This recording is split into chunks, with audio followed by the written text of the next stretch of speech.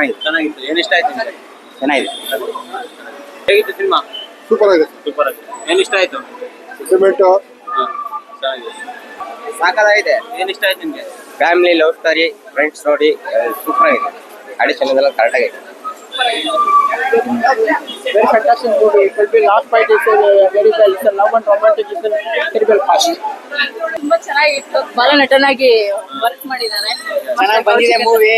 ಚೆನ್ನಾಗಿ ಬಂದಿದೆ. ಎಲ್ಲರೂ ಬಂದು ನೋಡಿ ಸಪೋರ್ಟ್ ಮಾಡಿ. ತುಂಬಾ ಚೆನ್ನಾಗೈತೆ ಸರ್. ನನಗೆ ಇಷ್ಟ ಅಂದ್ರೆ ತುಂಬಾ love feeling songs, family, city market ಯಾವ ತರ ಮಾಡ್ತಾ ಇದಾರೆ, ಯಾವ ತರ ಕಳ್ತನ ಮಾಡೋದು, ಯಾವ ತರ ಸೇಲಿಂಗ್ ಮಾಡೋದು ಎಲ್ಲ ತುಂಬಾ ಚೆನ್ನಾಗೈತೆ. ತುಂಬಾ ಇಷ್ಟ ಆಯ್ತು.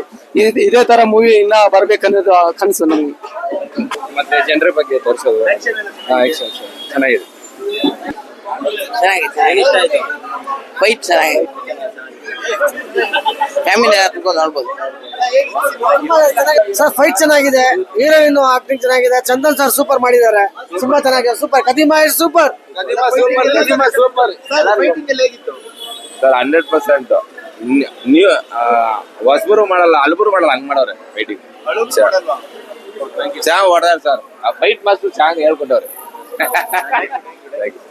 ಚೆನ್ನಾಗಿದೆ ಸರ್, ಪರವಾಗಿಲ್ಲ. ಫೈಟಿಂಗು, ಲವ್ ಸ್ಟೋರಿ ಚೆನ್ನಾಗಿದೆ. ನೋಡ್ಬೋದು ಆರಾಮಾಗಿ. ಹೀರೋಣಿ ಎಲ್ಲ ಚೆನ್ನಾಗಿದೆ. ಎಲ್ಲ ಆಕ್ಟಿಂಗು, ಎಲ್ಲ ಫೈಟಿಂಗು ಎಲ್ಲ ಚೆನ್ನಾಗೈತೆ. ಸೂಪರ್ ಆಗೈತೆ ಫಿಲಿಮ್.